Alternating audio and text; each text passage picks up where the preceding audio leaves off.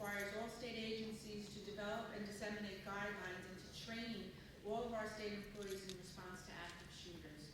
So that's the reason we're here today, and we're fortunate to have with us our colleagues from SSC. Doing the presentations will be Rachel Lynch. Ms. Lynch is a certified security guard instructor in Connecticut and New York, and in Connecticut, a emergency medical technician. Amongst her many accomplishments, she is certified in defensive tactics, counterterrorism awareness, and is also an OSHA course instructor. Assisting Ms. Lynch, or actually leading the instructions, will be Charles Morano. Charles is a former vice detective of the Monroe, Connecticut Police Department, where he received 6 commendations for meritorious service. In 1988, he received the Law Enforcement Silver Star for bravery, and in 1999, he received the Law Enforcement Purple Heart. He attended the University of New Haven for behavioral science and is a graduate of the CPI and verbal judo violence reduction training and the management of aggressive behavior program. Amongst many other things, Mr. Morano is a 6th degree black belt in Chinese martial arts. Yes, ma'am. And a certified protection officer instructor. We expect that the training will last about an hour and a half, and there will be an opportunity for questions and answers at the end. So thank you for coming, and please join me in welcoming Ms. Lynch and Ms. Morano today. Thank you. Good afternoon, everyone. This is our first trip up here to do this type of training, and we're hoping that our audio-visual component matches up and stays matched up. All right. We're looking at a phenomenon. Active shooter. We see it in the news. We see a lot of things that happen in schools, corporations, elementary schools, hospitals. It's a modern-day phenomenon. It's one of those things that we can't catch up on, and we're constantly leading from behind on it as far as information, as far as things that we do, scenarios. We just can't quite catch it because it seems to take on a life of its own. It initially began several years ago, pretty much around the time of Sandy Hook, that tragedy. And what had happened is that since then, we see many events, more than you think, that have happened. And we try to adjust the training, try to look at it through our eyes of security company, to take a look at things and to zero in on how do we adjust this training moving along. But since then, it's changed dramatically. Every couple of months it changes. The methodology of the shooters, the environments that it happens in, and now there's also the terrorism component combined with the active shooters. So you have 2 things going on here. Several other things too that we'll mention as we go through this. Now you may have heard of different types of programs. There's the ALICE program, which deals with the same type of thing, reducing and reduction of violence in the workplace. There's also the Run, Hide, and Fight program, which is a property of the federal government. And we can't use that anymore, so what we do is run, hide, and attack. Now, many different agencies use their own way they go about this and how they look at it. I know to some people it may seem like run, hide, attack. It's dynamic. It's a very stressful situation, but it really is. And you really can't sugarcoat it. You really can't bring any other considerations into it. That it's as primal as it gets. It's as evil as it gets. It's as violent as it gets. Being involved in several shooting incidents myself, being around that, I'm aware of what happens when a firearm goes off. When you hear those cracks and it goes off, what do? Most people freeze. Even seasoned veterans and police departments will freeze. We can't do that in this environment, or in any environment. When you hear something that sounds like something, you have to act. You have to move. Now, I don't want to be someone who is in front of you today scaring you or making you more paranoid, but quite frankly, if you look at the news every day, you can see what goes on out there. There's a lot of things I don't even have to remind you of. Now, we've seen many of these types of things.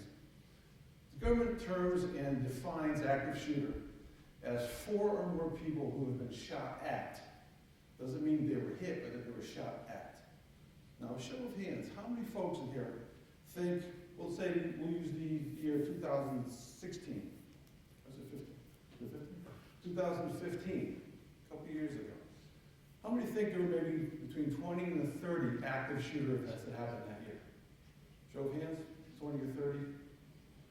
Okay, about 10 people. 30 and 40? 50, 60? 70, 80? More than 80? Okay. There were 358. 358. So, the 1 in a million comparison, or it can't have a here comparison or view of it, really, it's not that way. There's more of a chance that something can happen. Slim chance, but there's a chance. 350 in the United States alone. Not talking elsewhere, just here. Now we'll show you the list as we come into it of some of the things that have happened in Connecticut nearby you probably weren't even aware of that were deemed and looked at by law enforcement or by the federal government as an active shooter event. Lights, please.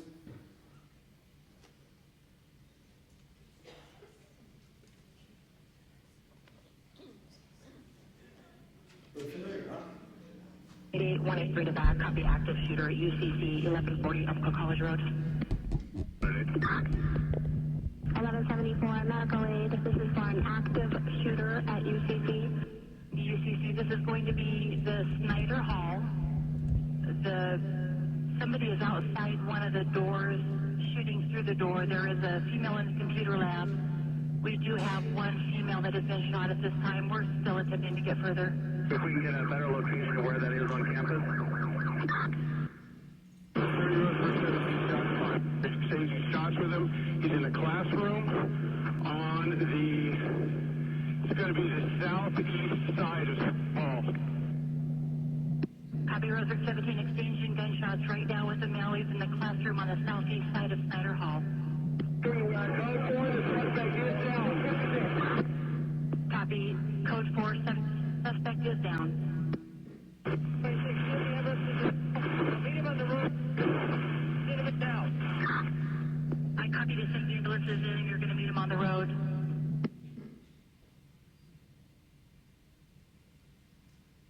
Okay, so we're going to take a look today at the emergency management plan that most organizations like here, as well as hospitals, healthcare institutions, and so forth, have put together an emergency management plan on how to manage a situation. But what we want to do also is want to look at some other parts of that that make up the plan itself, why the plan is put in place. We're going to look at and listen to an audio of an actual shooting, active shooting rather, that happened at Budweiser plant in Hartford. And the reason why we put this in is because we want you to hear what goes on while it's happening by the people who are there when it's happening. Look at the profile of an active shooter, some indicators as well, how to develop your situational awareness, your course of action, the things that you can do, what you should do and shouldn't do. Most folks see, well, run, hide, and fight, run, hide, and attack. And they look at that and they say, that sounds pretty simple, but it's really not. It's really not. The folks that aren't here in this room today are not going to know what you know. So when you go through the program and we talk about running, we talk about hiding, why, how, and where, and so forth, and attacking, and the methodologies used in attacking and going after someone. The folks that aren't here aren't going to have that benefit. You know, we'll catch up with them eventually, but you'll learn some things today that it's not as simple as run, hide, and attack, or run, hide, and fight. Some prevention strategies as well, the police response, and of course it's some. 6 in 10 active shooter events are over before the police arrive. Done. So that puts you in quite a position, quite a quagmire when you think about it. There's a lot you have to plan for, and there's a mindset you have to have.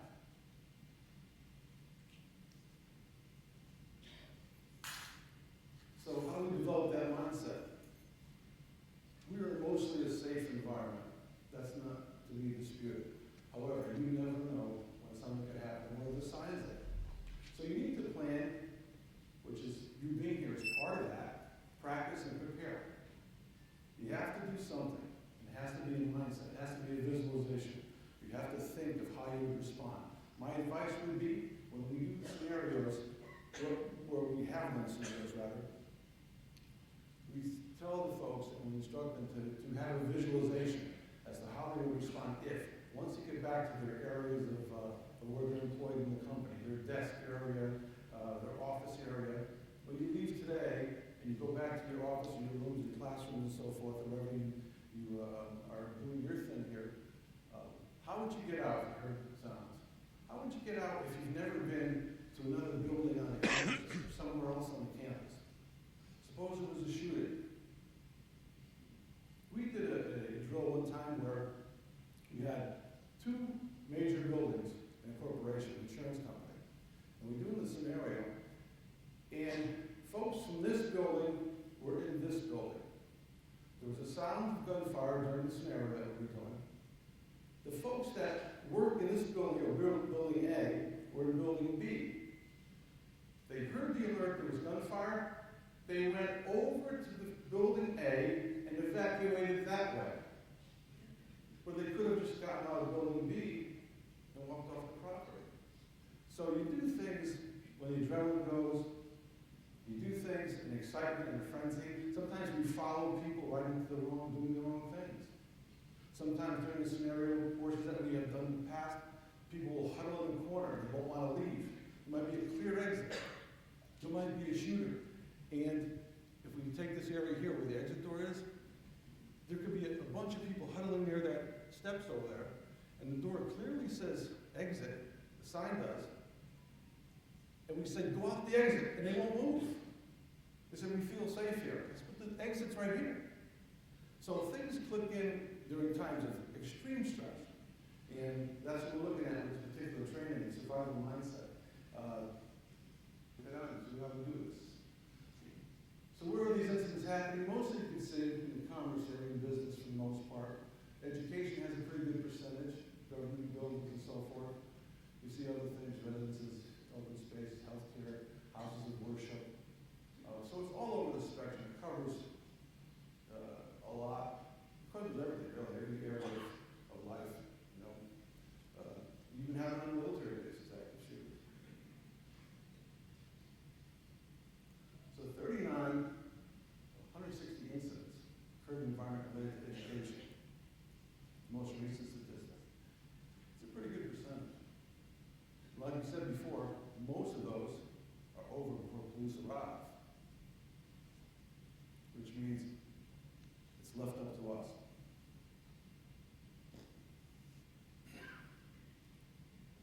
So we take a look at this, a brief look at this. Before Sandy Hook, the active shooter incidents recorded by the federal government were about once a month. Didn't happen much. For some reason, not too many folks can explain, since then, it's been 2 a week. And now it's more. That seems to be a sort of a cutoff, sort of a mark, where it all started and all began. Now, you have a very well-trained security department that works here. Myself and Rachel are part of that. They train quarterly. They train in first aid to help anybody that needs help. They train in recognizing active shooter. They've been through these programs several times, not only this one, but another one. So they know how you're going to think should there be an event. They know how to help each other. They know how to assist the police when they arrive. And it's a good training program. We're in charge of it. We make sure that the officers know what they're doing and really progress their education so they become the best they can be. And it's very important. You never have enough security. Every place we ever been or do the training at, you can never have enough. The guys and girls do a hell of a job, but you only do so much. Even if you have armed police here, there's only so much they can do.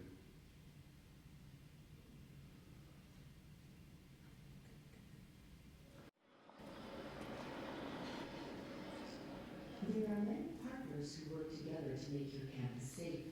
The likelihood of an active shooter occurrence on your campus is extremely remote. However, when the unthinkable happens, it's essential to be prepared to act, just like you would in a fire.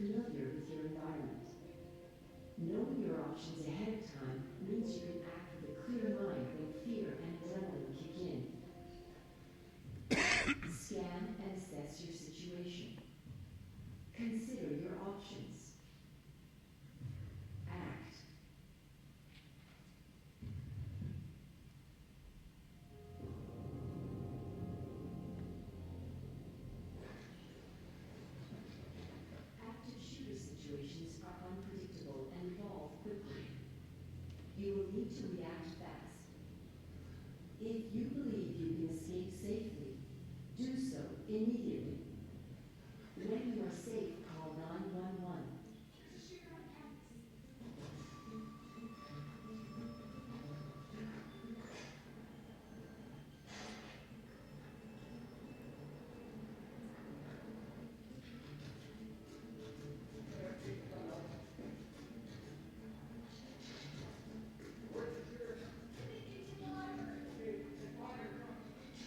Follow the directions of police. Choose a safe exit. Don't attract the shooter's attention. Protect yourself first before helping others.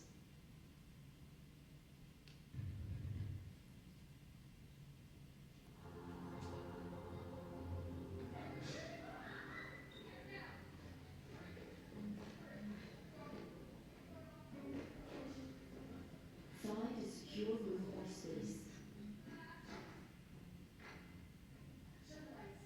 Turn off the lights. Cover windows. Lock the door and barricade it if you can. Someone's shooting. You're gonna walk down. You're safe. Don't worry. Improvise. Stay out of the line of fire. Get under desks or behind tables. Mute your phone. Be quiet. Wait for police to come to you.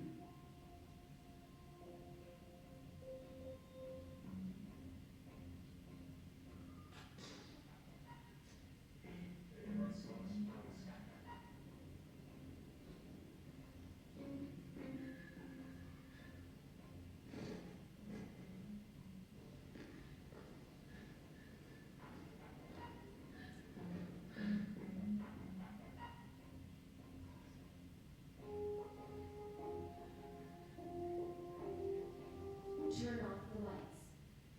Lock and barricade doors. Stay out of the line of fire. Be quiet.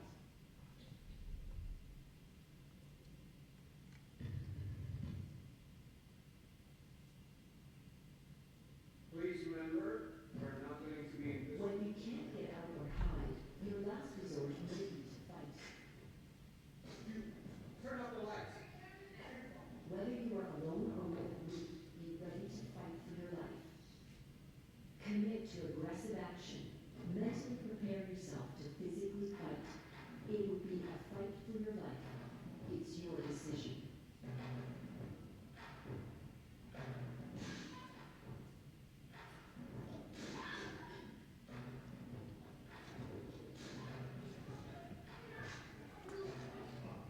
Disarm and incapacitate the shooter any way you can.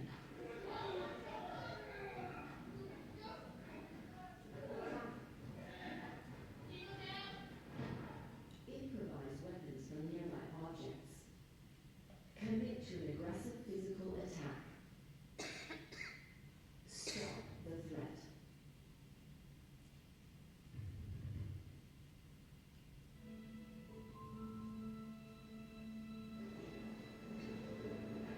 If you are safe in your hiding place, stay there and let police come to you.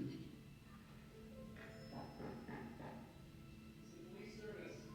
Announce your presence. Remember, the primary duty of police is to stop the shooter and then tend to casualties. What we need you to do now is just follow our direction. Everything's gonna be okay. We're gonna get you to exit the room. Place you slowly one at a time with your hands. Do whatever you can to get through this. Odds are you will never face the unthinkable. But if you do, keep the odds in your favor. Planning can save your life. Having options empowers you and helps control your fear. Be familiar with your environment. Assess your situation. Make a decision and act. Get out, hide, fight.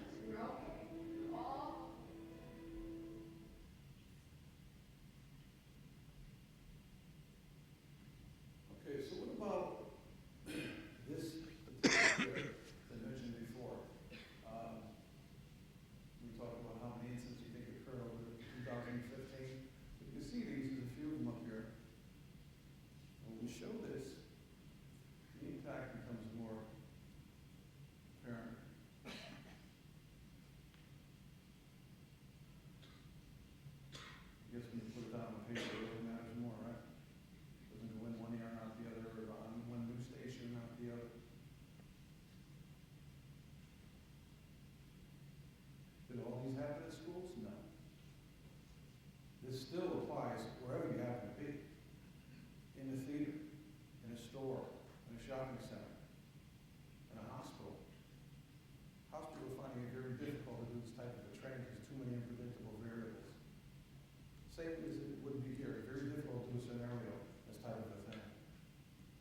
done, but it's very difficult. It involves a lot of other entities pulled in together to do an organized effort.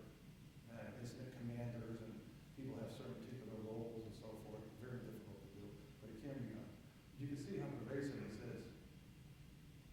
This is just in 2015.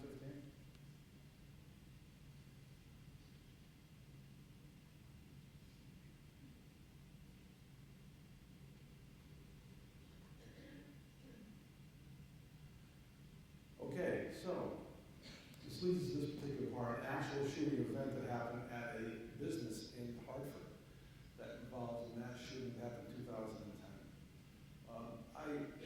We put this forward as well at this point that if you might be connected to this incident in some way, form, or fashion, if you want to step out, be our guest, because it does get a little bit graphic. It's not meant to scare anybody or frighten anybody, but to bring the reality of an actual event that's happening. What had happened is we got the security contract for this particular business after the fact, but we were able to get through our contacts the 911 calls that are made by folks that were inside the building while it was occurring. You can hear what goes on, but you can hear the clarity of some of the people involved and how they kept their head about themselves and they stayed conscious of things and aware of things. There's one gentleman who had an incident happen to him, something happened to his head, and through it all, he remembered alarm codes, areas of the building, what people were wearing, and right on down the line. He kept himself in pretty good awareness to be able to help and to inform police. Now, when an event does happen, an important thing to remember is that what you see in one 911 call is enough. Everybody should be calling 911 if you have the chance to. All right? It's not, once isn't enough. Everybody should call. Give the information to police. Get them coming out. Get them showing up. And they will. It'll be a big event. A major event.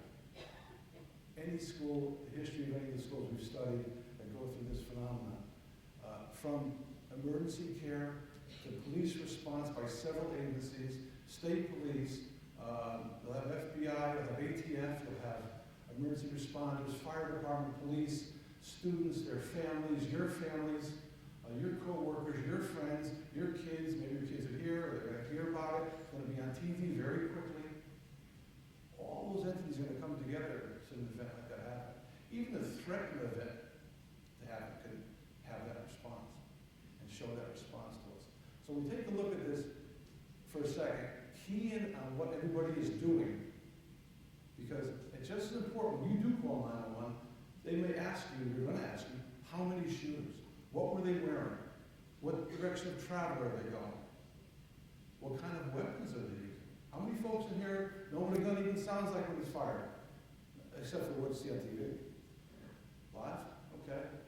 How about an automatic weapon? A revolver? AK-47? AR-15? I ask that because some of those weapons take time to reload. Take a few seconds, if not 30, 40 seconds to reload. If they drop the weapons, if they drop the ammo, it could take even longer. So if you know the sound of a weapon and what it would sound like, it'll help you an awful lot in being able to use those precious few seconds to get out the door, to get out the window, to hide somewhere, to get in a corner, to go to a room, to go across the ways, to go to the parking lot. So let's just say we do run. Where do we run? To our cars? And take off? Sounds pretty safe, right? What about somebody in the parking lot? Wait for people to come out. One shooter went to a building, in California, he pulled the fire alarm and walked out the building, sat in his car and watched how everybody would leave the building, where they would congregate, where they would go. And he knew. So what do you think he did? Came back and he did what he had to do. Here's one. We got a Secret Service agent working for us a little while back. And he told me the story that really shows on my spine. He said that in 2012, that there was a plan, an actual plan, of a cell, a terrorist cell, shooter, in each state, on the eastern states, to follow a school bus with elementary and grade school children. Follow it, all the stops it makes, and wherever the last stop is, they pull in front of the bus, get on the bus, and clear the bus stop, loaded with children. That was the plan in 17 states at 8 a.m. in the morning. That was going to happen. So how many school bus, maybe 50, 60 children on the school bus? So your FBI took care of that one. But the bottom line is, this is the things that are going on, this is how they're thinking. So we have to consider that component with the active shooter, with someone who has a gripe, with an ex-student, with a current student, with someone who can't get in here, someone who was connected to the university or college in some fashion, some way, maybe not connected at all. Maybe not connected at all. These are the things that we see in our industry that goes on, that in these kind of forums we get to share with you. So let's listen to this, and like I said before, key in on what some of the people do while he's walking through the plant shooting at others. 911. I need the cops here at Hartford Distributors right away, shooting. What's going on? Who got Somebody got shot. I got shot. Okay, I need some information, sir. Who Somebody, got shot? we need the cops. What, Omar Thornton shooting people. I just got shot. Okay, I need to know what his name is. His name is Omar Thornton. He's a black guy. Get the cops here right away, please. Sir, stay on the line with me. My partner Bleeding all over the place. Okay. How many people got shot? I don't know. Okay, you don't know. And you're shot where? In my head. You're shot in the head? Yeah. And what's your name? My name is Steve Hollander. Okay. What's that medical help? Who's the person shooting people again? His name is Omar Thornton. He's a black guy. He's wearing shorts. Okay, black male shorts. Anything else? What kind of gun? I don't know. I didn't see it. You didn't see it. And where are you in the building, sir? I'm hiding in an office. Hiding where? In an office. People are running all over the place. Okay, I understand that, but if you keep talking to me, we can help you more, okay? All right, yeah. Okay. And you don't know if it was an automatic weapon or not? He shot pretty fast. Okay, and you're still... Were you bleeding a lot? Yeah, there's people running all over the place. Okay, okay. Okay, I just see him running out. He's running away right now. He's shooting at somebody else. Yeah, he's still shooting. He's outside. He's shooting at a girl. Okay. How many people are down, sir? Just pick him up and say we're on the way. He's still running after people. He's not leaving. Okay, do you see what kind of gun he has, sir? It's a black gun. I don't know. He's carrying he's wearing a blue shirt and blue shorts. He's got a oh shit, he's still shooting. I hear guns out there. All right. Did he used to work there? Yeah, till I just fired him. Today? Today, just now before he started shooting. He's chasing people out in the parking lot. He's in the parking lot chasing people. With his gun, shooting at him. He's got a he's carrying a red lunch bag. He's right out in front of my office right now. I see him walking around. Active shooting. A red bag? He's got a black shorts and a blue shirt. He's still walking around out in the parking lot. Hartford Distributors, 131 Chapel Road. We have a black male shooter. A lot of victims found. All right, where is he now? He may be coming back into the building. Whereabouts? The side door.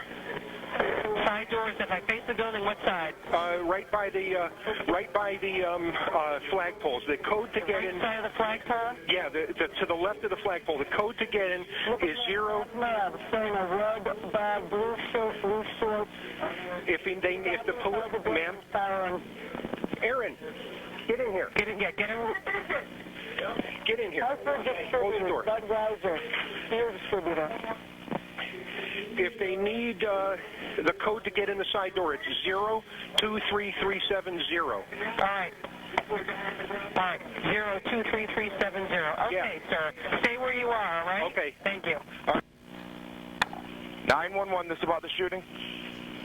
911. 911. Yes, Manchester, Hartford Distributors. Yeah, needed police there right away. Someone's shooting. How many people are shooting? I don't know. One person, I think. Okay. Hurry up, please. Okay, we're on our way. Manchester Emergency. Hey, we got a shooting here. Hartford Distributors, 131 Chapel Road. We are on our way. Can you see the shooter? Yeah, he's black man. He's just fucking shooting people. He's just fucking killing them. Black male? Yeah. Do you know who it is, sir? His name is Omar. Omar? Yeah. Yeah. Hurry, please. He's killing fucking people. our way, sir. Okay. Okay, hold on. Do you know where he is? He's right here on the side of the building. Which I got side? him in my sights. As soon as you pull in, by the generator. By the generator. He's going back in the building now. He's going back in the building. Going back in the building.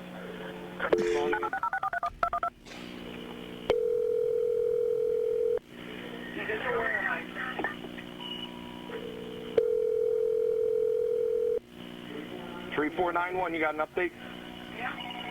A7 communication. People down, he's inside the warehouse. Okay, 7 or 8, Reese. Give me 10 ambulances to Hartford Distributors. An ambulance. 131 Chapel Road, shooting.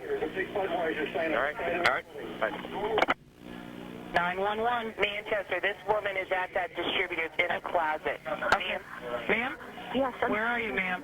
I'm here, I'm here. Manchester, she said he's headed towards the warehouse. His name is Omar Thornton. Right, we have that. Okay, go ahead, ma'am. Headed towards the warehouse inside the building, ma'am? Yes. Are you hiding? Yes, I need you to stay down where you are. Hold on 1 second.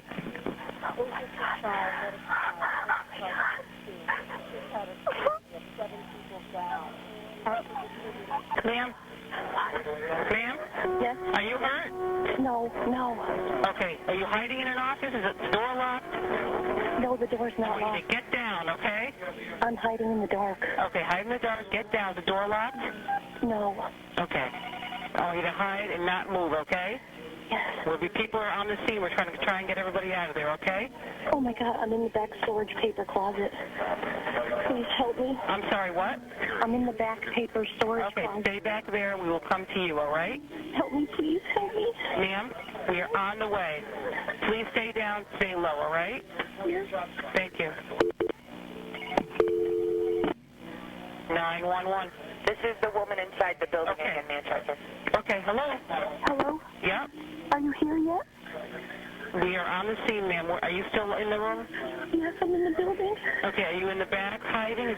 Can you lock the door? I don't want to get up. Do you have him? We do not have him yet. I don't want to get up from Okay, do you know what kind of car he drives or anything? I don't know anything. He's a tall black guy. He's like the only black guy that works here almost. Okay, well, we know who he is. We're just trying to locate him. Do you hear shooting where you are? No. You do not? But come in the back, please, and come get me. Please. Okay, all right, we are on the way, but I need you to stay where you are. Stay down, stay low, and stay in the back. All right? Yes. Hold on a minute. Ma'am? Yes. Okay, I need you to stay down, stay low, and stay in the back. We will come to you. Do not go outside, okay? Okay. I have to go take care of more people, all right? Oh, my God. Thank you. 911, what's the address of your emergency? Hi, I'm at Hartford Distributor. Where are you, sir? I'm in one of the offices. Can you find out if it's safe for me to come out yet? It is not, sir. Are you bleeding heavily? No, not heavily. Okay. Do you feel okay right now? Yeah. Okay, how many people do you have with you? My son, just me and my son. Okay, and which office are you in? We're in the office near the flagpoles. It's the one that has a Virginia sticker on it. The Virginia what? Virginia sticker on the window, like University of Virginia. Yep. I need you to stay in there. Is the door locked?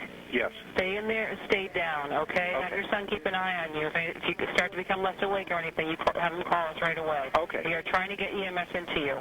Okay, yeah, no, I'm fine. Do you have a cell phone number you can give me? 860-985-6393. I know for a fact 2 people are dead in here. With you inside the building. Not in my office, but in the hallway. One of them, they were both shot right in the head. All right, sir, we're doing our best to get to you. Just stay in the office with your son, please. Thank you. When you bring your son to work day,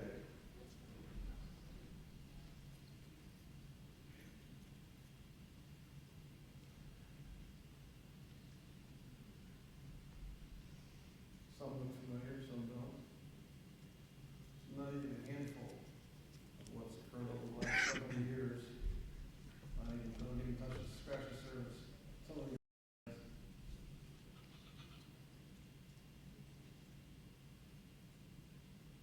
you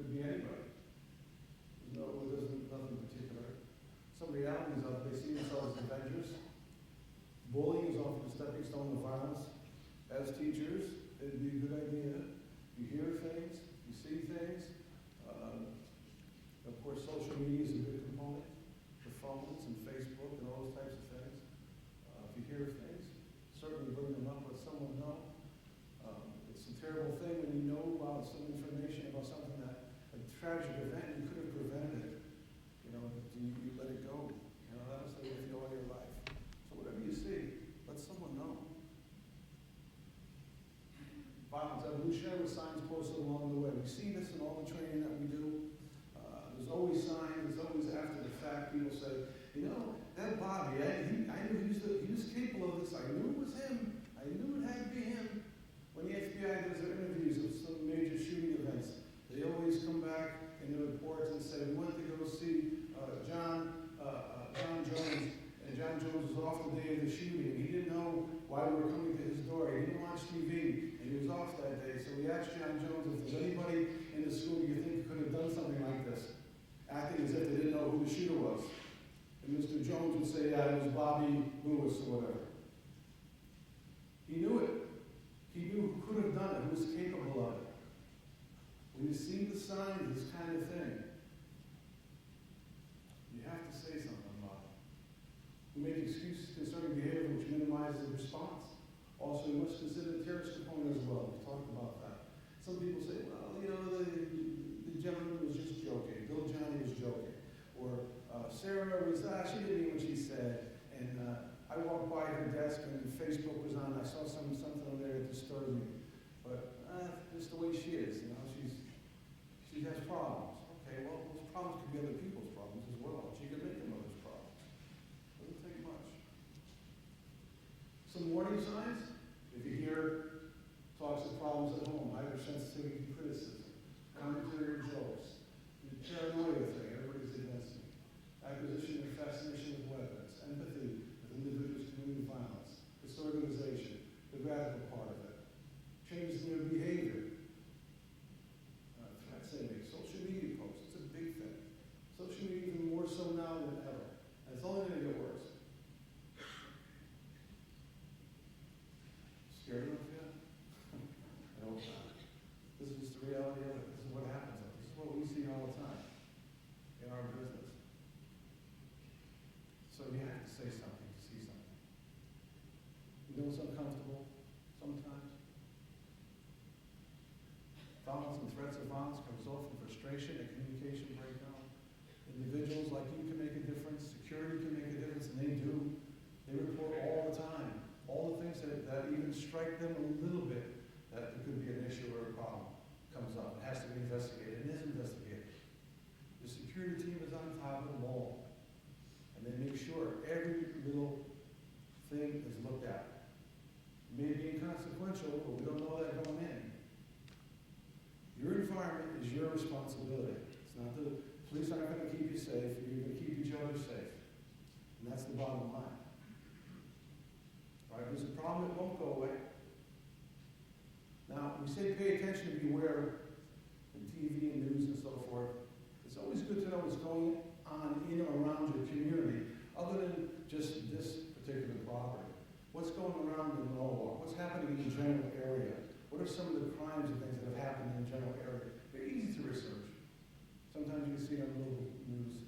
But we keep track of the stuff that goes on. We know what's going on in the community because our security officers have to know that. You should as well. We should know that there's been a lot of vehicle break-ins in the area that will cause the security team to be looking for that. We should know if there's been burglaries, if there's been robberies, because our security team has to look for that to keep the environment safe. And you're part of that. So in the situation works, trust your intuition, I gut feeling, knowing without knowing why. How come as children, you know, your daughter, your son may say to you, Mom, your daddy, that's something about that guy. There's something about him that scares me. That needs to call the uh-oh feeling, right? Uh-oh, right? So why, as we get older, we forget that? It has to be something severe to give us a gut feeling. You know, we've developed senses, we've developed instincts that we don't even know we have. But the first one, the most alarming one, is the fear instinct. If something doesn't hit you right, or something's just not quite right. These days, at this time, you have to say something about it. You may not know why it's happening, but you have to bring it up. So how are you going to survive? You see the bottom picture here? Dorothy Vaughn, a nurse at the Inland Regional Center in San Bernardino, when they had that shooting at the Department of Social Services there a while back. She looked out and recorded this around 11 a.m. They had active shooter drills once a month at this particular place, right? She looked out the window and she saw the shooter in the bottom left-hand corner there. She saw him and his accomplice, which happened to be the two terrorist folks, coming into the building. And she said to her fellow nurse caseworker, she said, well, didn't we just do the active shooter training a couple of weeks ago? We were doing it again? So she took this picture, and she goes, oh, well, I guess we better go hide. So they hid in the closet and saved her life.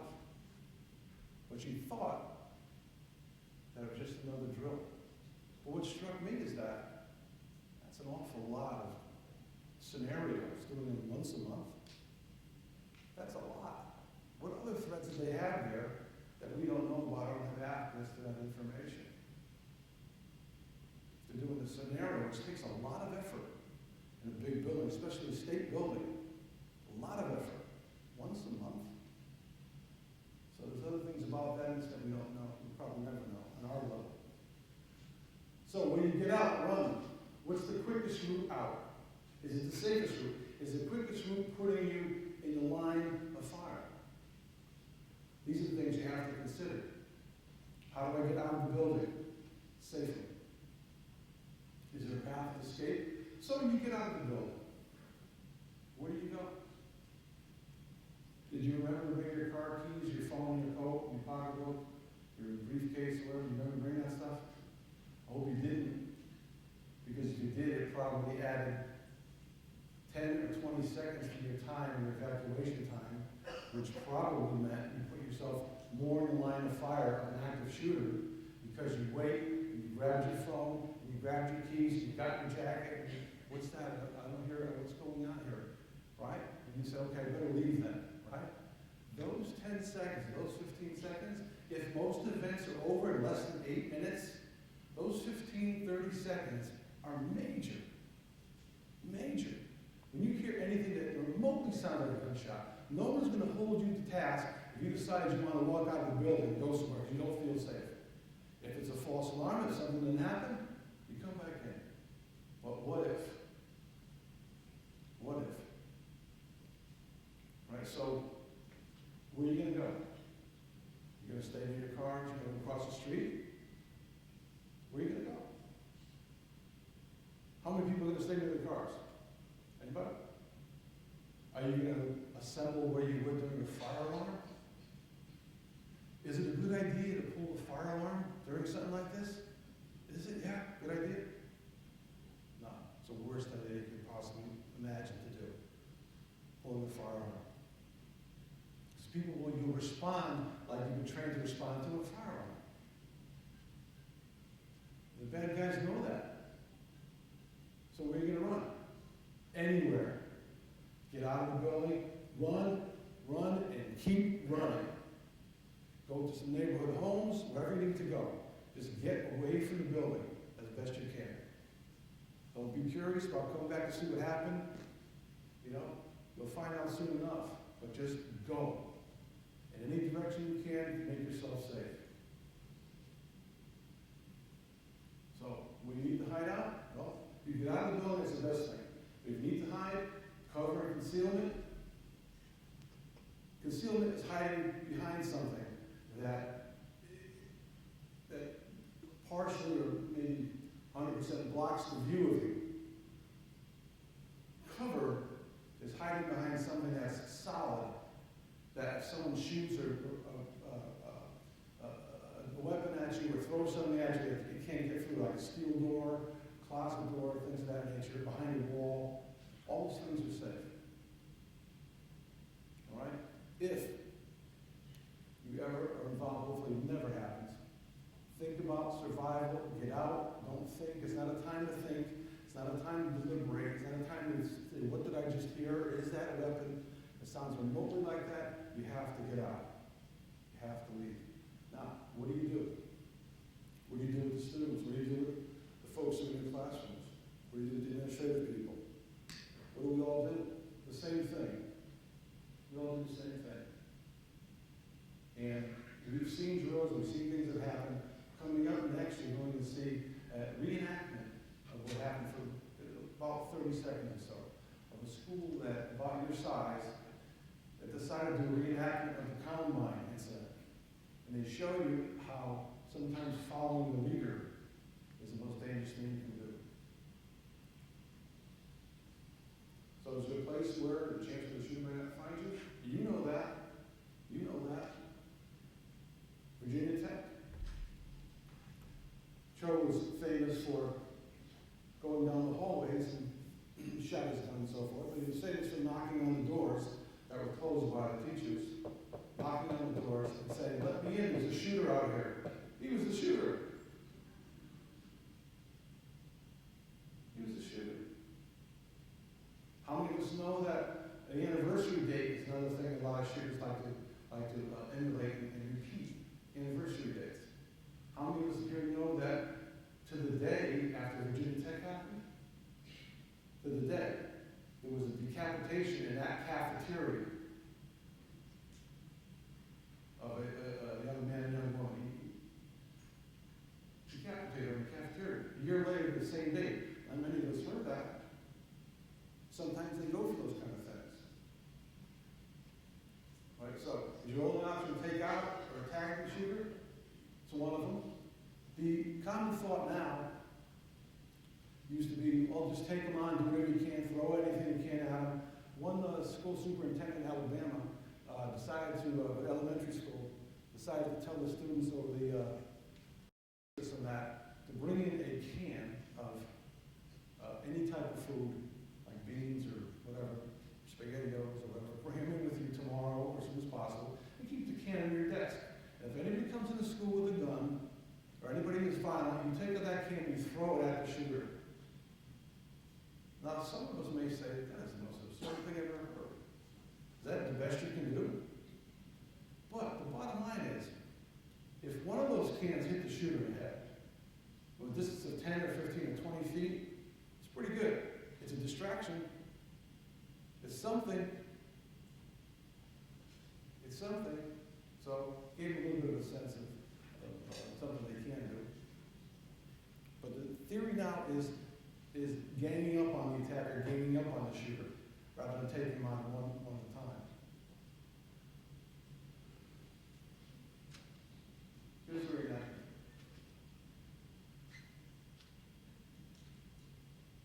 I'm going to ask you what you see in this after it's over.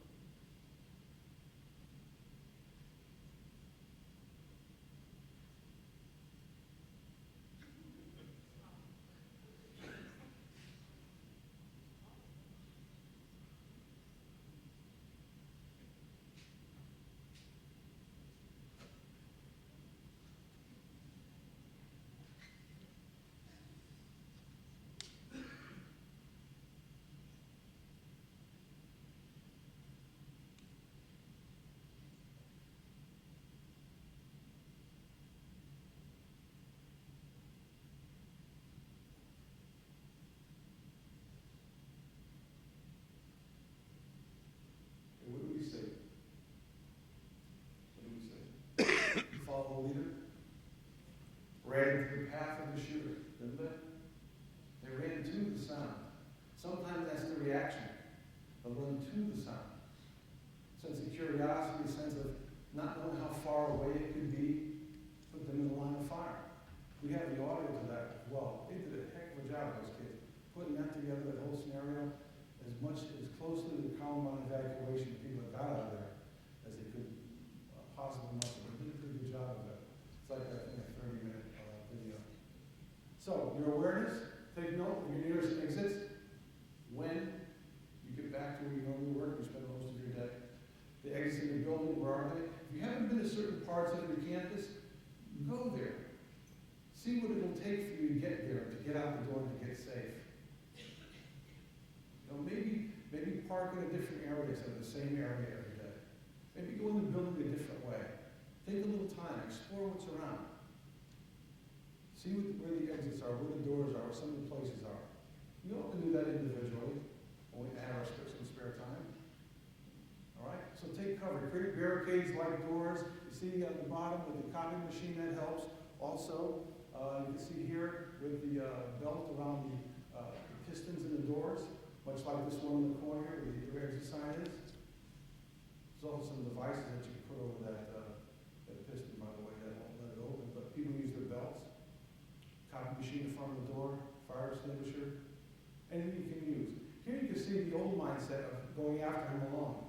The new one is to go after him together and not alone. It works better. One goes high, one goes low, one focuses on the weapon. You know, that's usually the best tactic.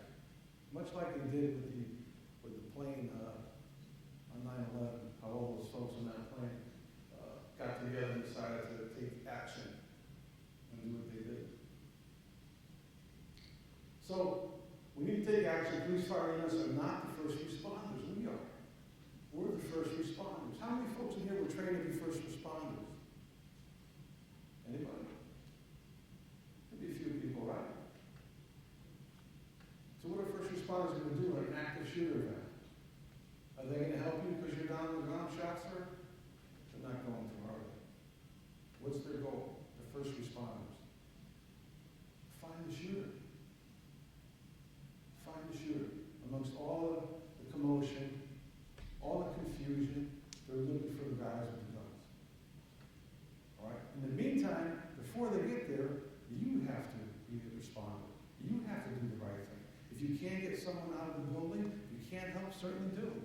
But in times of stress, I can tell you, it's usually every person for themselves. That's what usually happens. Your fight or flight survival mode method kicks in. Either you're going to deal with it, or you're going to run, or you're going to hide. That usually kicks in. And again, as we said, most of them in less than 8 minutes. Action taken on personnel on site is most effective way to stop the shooter. Keep calm, keep others focused on survival.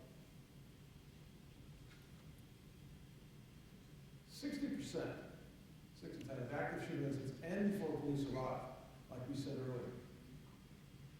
I said that earlier just to kind of jumpstart into thinking about the problem, about the issue.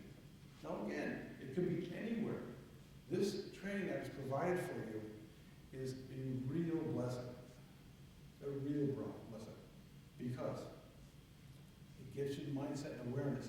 Sure, we see it on TV. Sure, we can see it on YouTube. We can see it online. We can watch this and see that, watch news and whatever happens. But to have this training now is a blessing because it alerts you, it gets your mind thinking, the possibility can happen anywhere. You could be in a mall somewhere, maybe in another state, and something can happen. And you're going to think, run, hide, attack, run, hide. I have to get to a place where I have good cover, or I have to get out of the building quickly. I have to leave my bags here, my keys here, just get out. So this training may come in handy for you somewhere else as well as here. So it's a great service that is being put on today for your benefit, for all our benefit. We're all in this together, folks. We hear about these things, we get the facts, we get the information, we bring it to you, we tell our security people across the board what's going on out there. You know, but it's you against them when it comes down to this particular thing. Nobody's going to help you most of the time. You're not going to have any help. You get out, do not pull the firearm. We talked about that earlier. Get away from the building if you can, and really away. Keep going. Always ready to move. Be aware of your exits. Like I said, if you can check those out, check them out. You know, maybe tomorrow, next couple of days.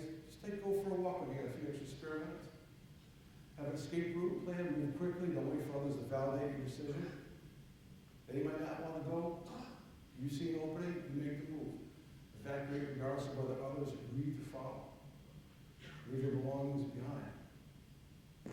As you know, some of you in here, I'm sure, are well aware that there is something that goes around with the group mentality in the process of doing certain things. When you get certain people together, certain things can happen that weren't predictable before. And so when you get those groups, they act, sometimes they follow the leader, sometimes they act with chaos, sometimes they do the right thing, sometimes the wrong thing. So, you know, don't wait for others to make a decision. If you see an opening, you think it's right, save yourself. If you can't save others or help others, certainly do that too. Leave your belongings behind. We'll see that in a minute, something that proves that. Help others escape. Now, insecurity,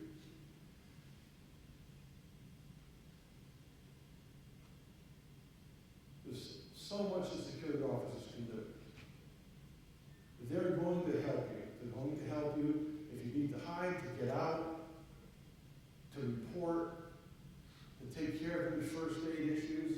That's what security does, whether it's here or elsewhere. That's what they're trained to do. They will help. They will be part of it. All right? We're sure, we've seen it before, where sometimes a majority of the student body is going to go to the security and say, where do I go? Where do we go? Where do we hide? You're security, what do we do? Shoot them. You're security. Well, security's not going to shoot them. It's not their job. Their job is to report, keep a safe environment, confidence in what they do, confidence in the environment, protect those people that are there, protect their lives, your lives, and look out for you. The issue of weapons and firearms on campuses has been a debated issue. We're not going to get into that today. Resist the urge to move or evacuate wounded people. If two or more in a group do not huddle together, gives you options and makes it harder for the shooter.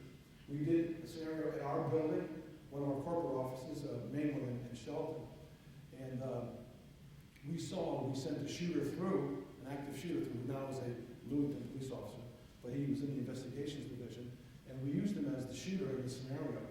He managed to get through the building for the most part. He took an access card. He went in as an employee that was terminated yesterday. So he went, he rang the intercom, and he said, he's coming to pick up his last check, but he wants to see so-and-so. So he was buzzed in the building. He got in the building. He knew that he needed an access card to get to where he wanted to get, which is the investigation department. He got there. They thought they were untouchable because they had locked doors. Special combination to get to the locked doors. He worked in that department, so he knew. So he got the card, he went to that department, and everybody was huddled together in a sense of false sense of safeness and comfort, camaraderie, whatever it was. And he had 6 targets, one spot, and all he did was unload the gun in one spot. Now we didn't use, it was a pop gun, it had no projectiles.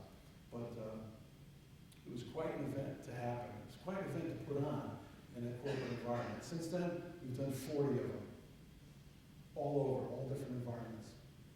But we learn a lot. Each one that we go to, each one that we go through, we learn a lot, and we bring it to the presentation like this, and we bring it to other scenarios.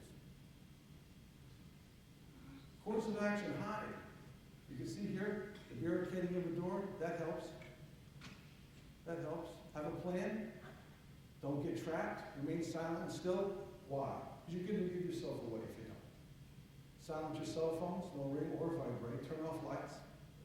Find hidden, well-protected areas. Stay away from windows, close curtains if blinds are present. It's safe to do so. Lock all doors. Don't open the doors for anyone at any time.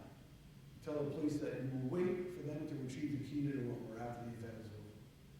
Because the shooters will, like Cho did in Virginia Tech, they'll try to, if they see you going down the end of the hallway, and they know you're there, and that's where they want to go eventually, and they come down and see that door closed, and they just saw 20 people go in there, or 5 people go in that room.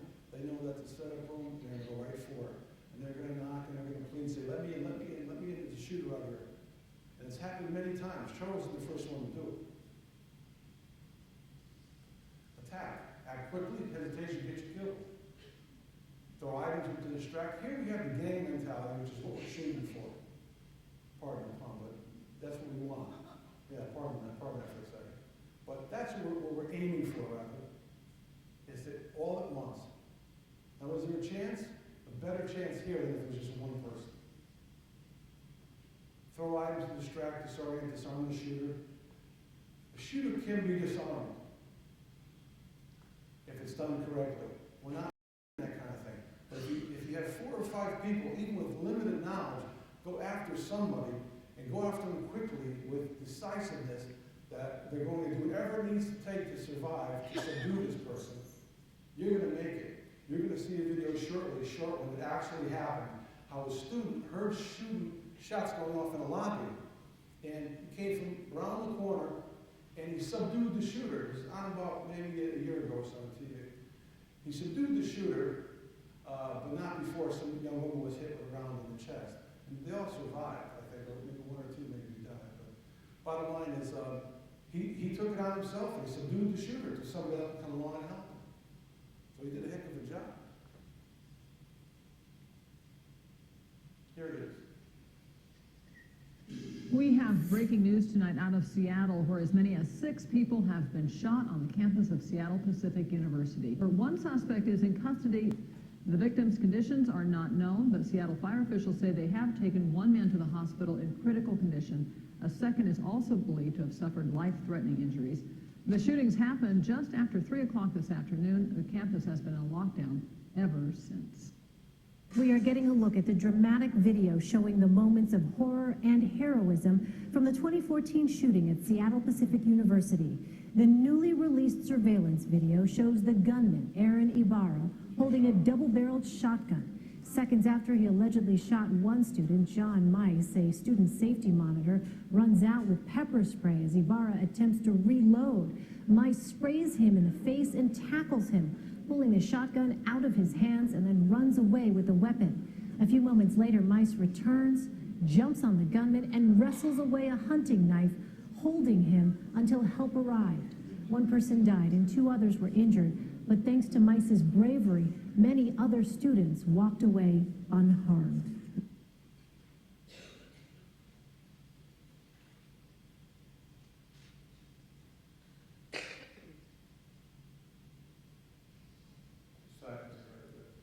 Pretty good, huh? Good deal. So you want to report to police when you're hiding out that the shooter, when you're asked by a dispatch, and the shooter says to you, okay, where is the shooter? Where is the shooter? If we can, indulge me for a minute. Can everyone here close their eyes? Close your eyes. Just indulge me for a minute. With your right hand, slowly point north. And keep your eyes closed. Point north. Come on, point north. Keep your hand there. Keep your hand right there. Okay, now everybody open your eyes and look where north is.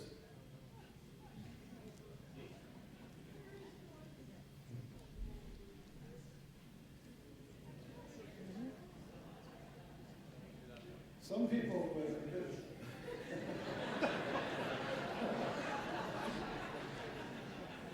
it's one of those crazy things, right? How about south? If north is here, it's probably there. Remember the compass? It's probably that way, right? How about east? Where's east? Absolutely. You can't believe some of the responses I get in some of the places I go. Unbelievable. Unbelievable. Some people point to themselves. Yeah. North, south. So when you tell the dispatcher he's in the north part of the building, he's in the north end of the building because of this class, right? Police showing up are going to know he's down here, somewhere down here. Now, looking at the front door, you would think that north is here. According to the building layout, north is here. Police are going to ask, what compass direction is he in? North, south, east, or west? North. It's important to know that. And it's one of those kind of things that people don't think too much about, but it's important. Force, 56%. Suicide, 30%. Arrests, 14%. They don't want to get arrested. That's not their plan. Big offense, not defense.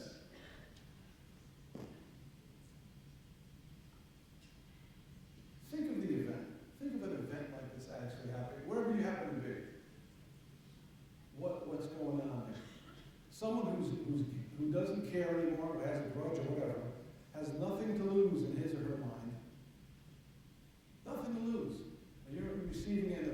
they acquired a weapon somewhere. Sometimes they use knives, sometimes they use other things. Don't expect the officers to assist you. And that's no negativity towards them. They're just not going to get here in time. The immediate job is to locate the shooter and neutralize the threat. Medical assistance will follow once the threat is neutralized. Law enforcement assume everyone's a threat to their safety, and they will. They will. There's a famous picture from Columbine where security officers were cuffed and laying on their stomachs outside the perimeter of the cafeteria at Columbine. And the line of students that were let out of the building were followed by a teacher holding another donuts cup. If you want to let that go. Yeah, Dunkin' Donuts. Following a line of students evacuating the premise. She made sure she had it properly. Be prepared to have weapons pointed in your direction, be subject to search, be handcuffed, and be questioned.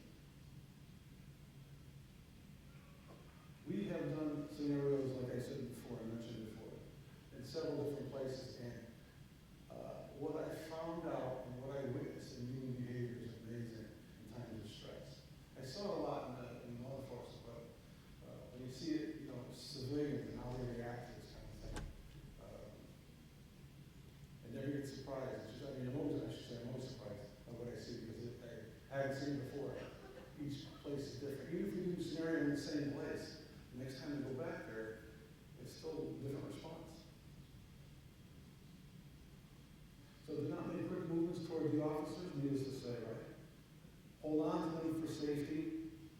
Point, scream, or yell. Have anything in your hands, officers are taught that hands kill.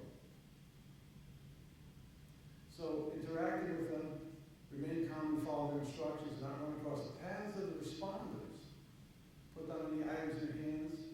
All right, raise your hands, spread your fingers, keep your hands visible at all times. Give officers latest info on the location, direction of travel of shooters, the number of shooters is important as well. Some of the environments like this, there's been multiple shooters, teams, like they had in Columbine, some of the other schools, teams of shooters, where they rehearse it, they put it on social media, they talk about it. There was several dozen people who knew about the Columbine thing weeks before it actually occurred, but they knew about it, didn't say anything. So what's wrong with this picture? Evacuating during active shooter event. What do you see? There's a coffee maker's appearance again. Starbucks, so you couldn't let that go. Come on. Price of that these days? Cell phone. Now, I didn't bring it with me today, but I have a cell phone that shoots 2 bullets. It was designed in Europe, and it holds 2 45 caliber bullets. You simply press the button, and it'll shoot 2 bullets out of a cell phone. I'm not sure if we have the picture of this presentation or not, but I had it in one of these presentations. It's an actual gun, in other words. And there's been many of them seized by the FBI at airports and so forth. Bags. So these folks kind of took the evacuation probably not as seriously as they should have. This is UCLA. We interrupt your programming for some breaking news. You're looking live at UCLA, where we are hearing reports of a shooting. A UCLA Bruin alert went out that there is a shooting at Engineering 4. That's a building near parking structure 9. It said in the UCLA Bruin alert, now just quoted, shooting at Engineering 4, go to secure location and deny entry, lockdown now. Mark Kono is overhead in Sky 5. Mark, what else are you hearing? Jess and Frank, can you just give me a moment here? It's okay. We are just about mid-campus here at UCLA, Sky 5 HD. First overhead with this breaking news. On the left, you have the Henry Samueli School of Engineering. Okay. How many of us here can get down on their knees on the sidewalk like that? Probably not too many of us, right? So if you had to do this kind of thing, just lay flat down on your stomach. You're better off. Or let the officers know if it comes down to that. But they're evacuating one of the campus buildings here. This is one of the things they're going to ask you to do. They have you stand in line and go to metal detectors and so forth to release everyone one by one until they figure out what's going on. As many times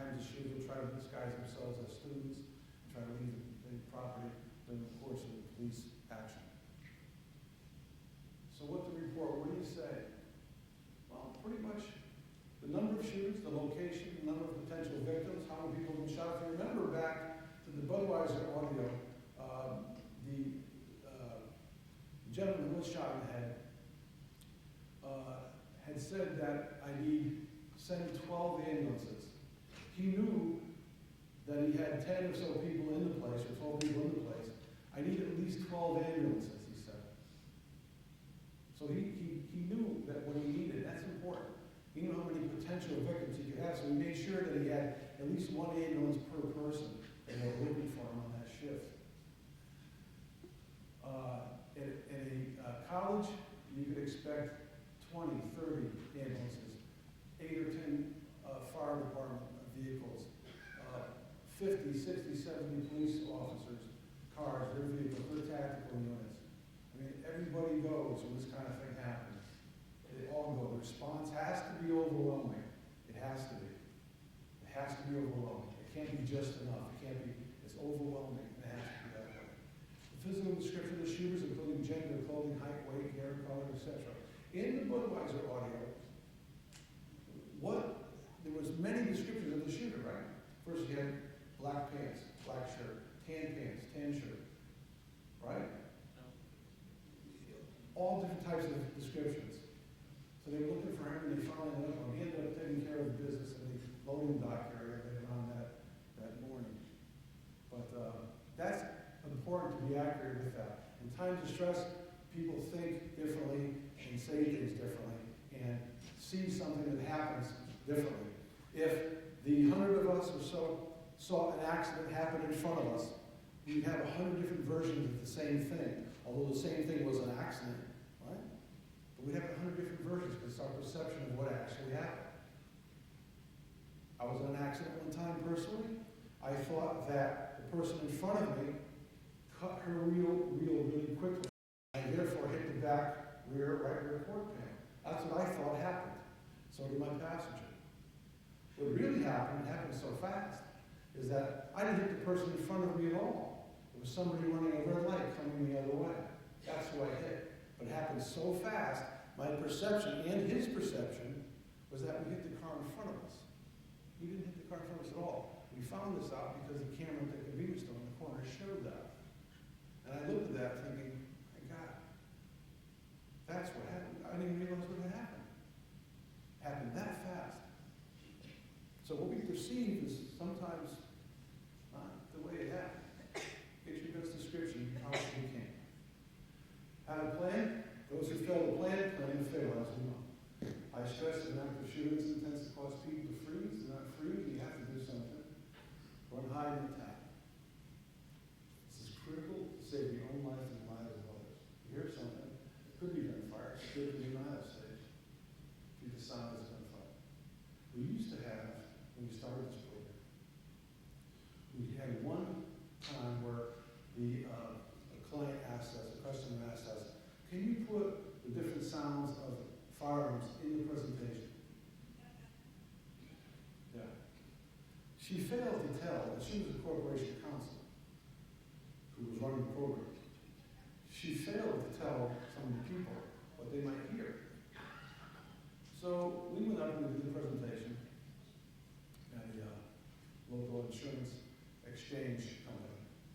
And there was about 30 people in the room.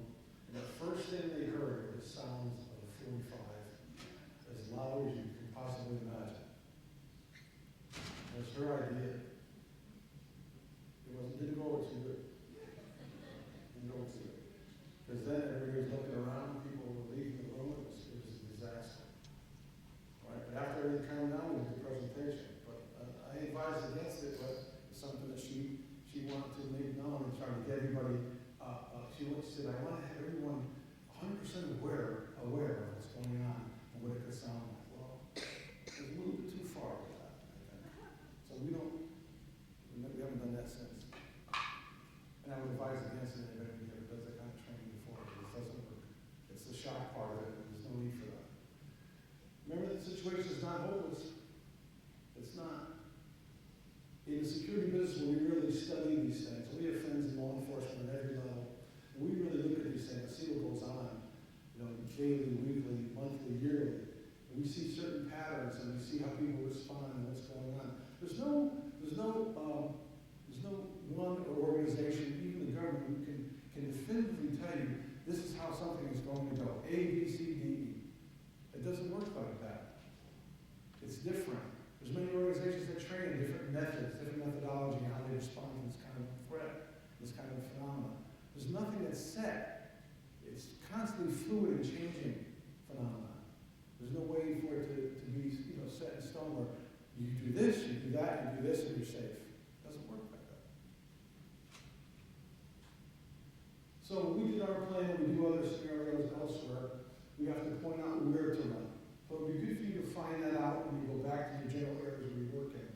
Where would I run if this happened? Where could I hide? Where? How would I fight? Hopefully with fellows around us and other folks that work with us, even some students can help out. The evacuation procedures and routes.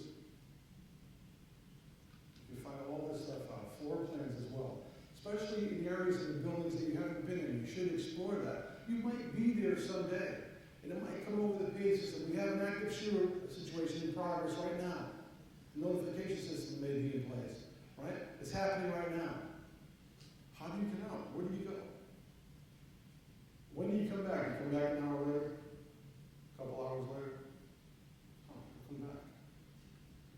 Come back. Wait.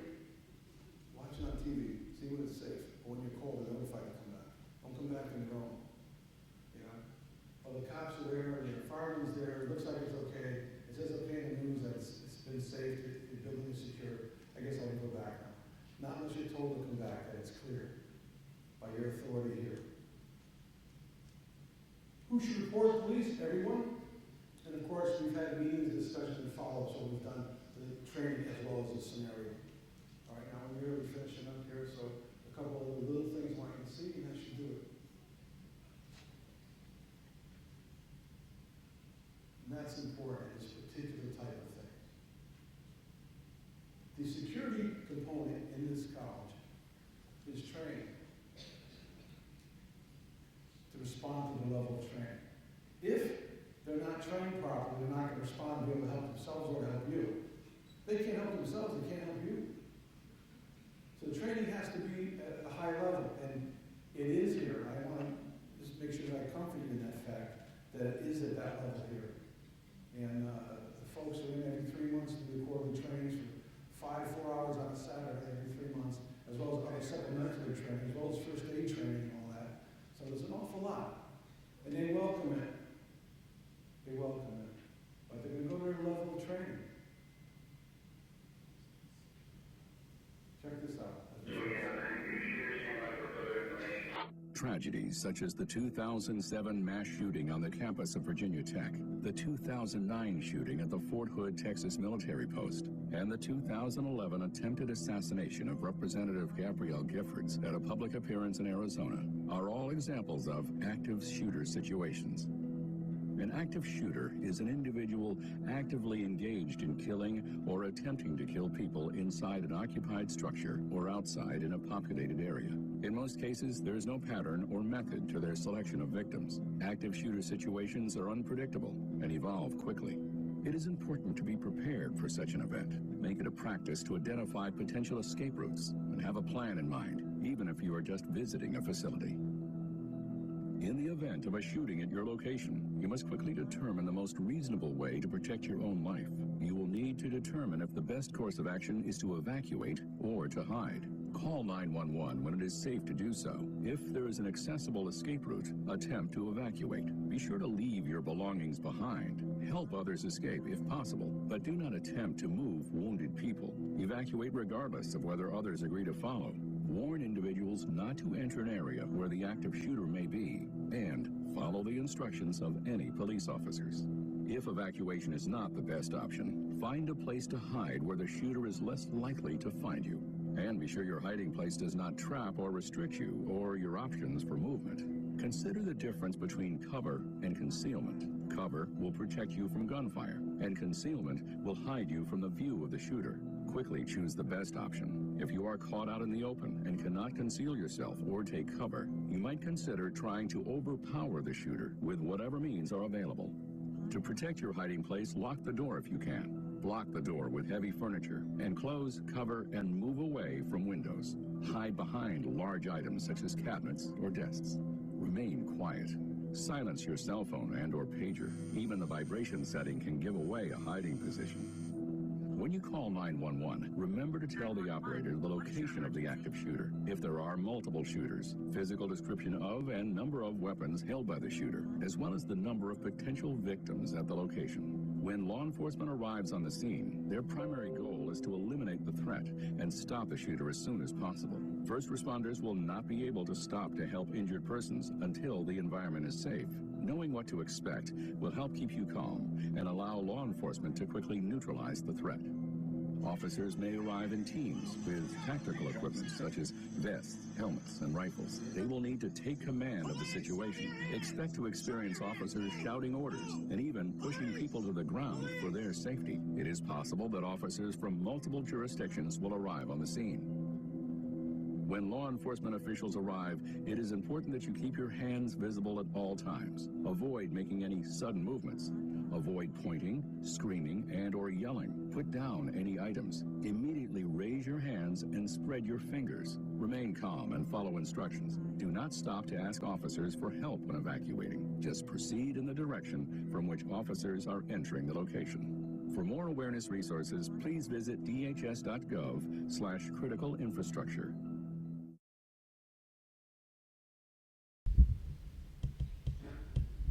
Okay. As we finish up here, there's a couple of things that I want to mention. If a situation presents itself where there is a weapon used and you were involved with it in some fashion as a victim, it's not the end of the world. It doesn't happen like it does in the movies most times, where if you're shot at or if there's a weapon involved and so forth, that's it. Don't ever think that way. If you're ever at the end of that end of something like that, think survival, and you'll perform and do things that you never thought you were capable of doing. It's frightening, it's scary, it's real, it's out there. It's a phenomenon that at this day and time in our age we have to deal with this kind of stuff, but it's there. If there goes out, I wish you a lot of luck. A lot of luck. You run, hide, you attack, and you get yourself safe and get yourself smart about it. I think you do okay. Any questions? Yes, sir. Got a microphone? Has there been any analysis done of patterns of where the shooting starts? Do shooters tend to go where they can get the most victims at once? Do they seek out a particular person first and then continue? It seemed like in the film for the Budweiser that they probably shot the fellow who was talking first. Yes. I got that impression. And also, if police arrive and find most of the doors are locked to the building from the inside, Yes. How much time do they lose? Well, if you get back to the beginning of that, most times, the analysis that I've seen over the years, most times it's target driven. It's a particular person, a particular department, or something that they're looking for in particular. A lower percentage of that is just coming to the building and shooting anywhere, take anybody out. No chance to survive, not lying to survive. A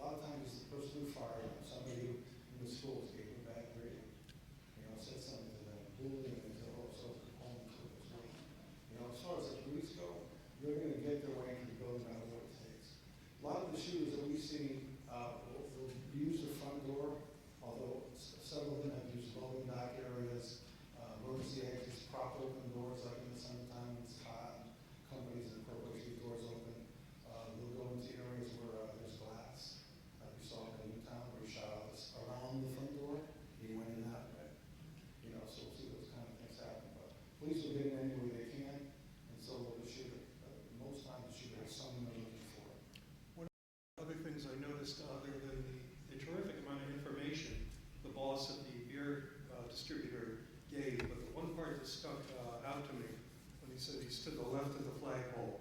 If anyone were to give directions like that, again with the north, most people don't know their compass orientation. They should give a point of reference facing the front of the building to the left of the flagpole. Would be a lot better than just saying left of the flag. Absolutely. So we see that a lot of the scenarios that we do time and time again. People get better at it. One of the insurance carrier we did up in Farmington, two big buildings. We did a scenario once, twice, 3, 4, 5 times. By the fifth or so scenario, they were good. They got out quickly. They vacated the building quickly. They grabbed safety kits, AEDs, and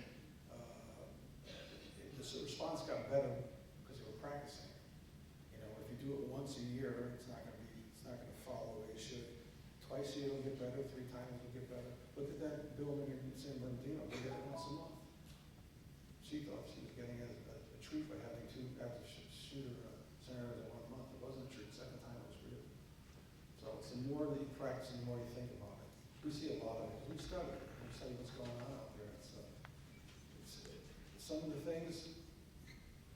There's a part, I believe, in a film that once said, you know, you're lucky that you have the luxury of not knowing what I know. You have that luxury of not seeing what I've seen. And there's a lot of people like me out there the same way. But we've seen a lot of things. We don't talk a lot about them. You know, it's there, it's active, it's happening all the time. You know, as you know, as most of you know, when you study something, you get pretty good at it, right? You're supposed to. So the more you see it, the more you see danger on a regular basis, on a constant basis, the more you see what starts it, how it's organized, how it's planned, how it's carried out, the results of it, the impact of it, families, children, environments, ruined forever. There's a mark on every shooting incident, and every shooting event, and every shooting location. There's a mark on those locations forever. Forever. So what happens there? If you have that mark, it's going to affect how everything operates from that moment forward. Yes, ma'am. We have a unique population on campus of children who are under the age of 5. So your first thing is run, but we're not going to be running out of the building with 40 children in tow. So is it advisable then to find secure places to congregate? If you can get out of the building, that's the key. If you get them out, and I know it's going to be tough, it's real tough. But you'd have to, that's the assessment you have to make yourself today, or the folks who work with those young ones. You know, make that assessment. Is it easier and more efficient to get them out that door? Where are the shots coming from is another thing you have to think about. You know, do you have notification, instant notification on campus if there's a shooting? Does everybody get notification? An alert on the phone. You have an alert? Okay. But it doesn't tell you where, right, specifically, right? It'd be best to get out of the building. Any scenario, it's always best to get out if you can. You know, there's been some writings lately that I've read about how the run, hide, and fight, run, hide, and attack thing is really dangerous. And they say that because what the analysis was is that they say, okay, well then you must run first, you must hide second, and you must attack third. It doesn't always work like that. Much like if one of our officers responds to someone who's in cardiac arrest or having a problem with their heart and needs an AED machine, an AED machine is right there to deal with the problem, right? That officer isn't going to start doing CPR when the AED is sitting right there. They just put it right on and it's ready to go. Same kind of analogy. Right? Get out and go. And I know it's tough. That age is, that's a tough task. But you can think about it and you can get a plan together. Don't forget, you have to plan or else you're going to fail. Yes? I have 2 questions. If there's a situation where, for example, a student stood up in class and it's not totally feasible to hide, or is there any evidence or anything that can be said that has worked better than others to the student? I mean, obviously they're not being reasonable, but is there any suggestions of how you would talk to the student if you're forced use that as a resort because the other ways wouldn't work? I think that you'd have to put some of the others that you work amongst to get them together and to point out any kind of issue like that, you know, and decide what the best course of action is. Every situation is different. I can't say do this and do that, you know, but I can give you pretty much a guide, but every situation is different. You know, if you get involved with something like that, I would definitely get some other people in to get the conclusion to solve something like that, to fix something like that. I haven't had that happen in any of our scenarios, any of our jobs that we've done. I haven't read too much about that, but I would get other people together to help with that. Okay, thank you. And then my second question is, are there workshops done with students on the same issue? And the way I ask it is I'm always curious about how many people know of these events before they happen, and what you're saying with Columbine, what I've heard with other things, they talk through social media and all that stuff. And I'm wondering if there are like effective workshops that can be done with our students that to say something when they see something online and so forth, because they're going to know better than we are on an event that might happen. Yes, good question. There is a list of different ways to go about what we just talked about.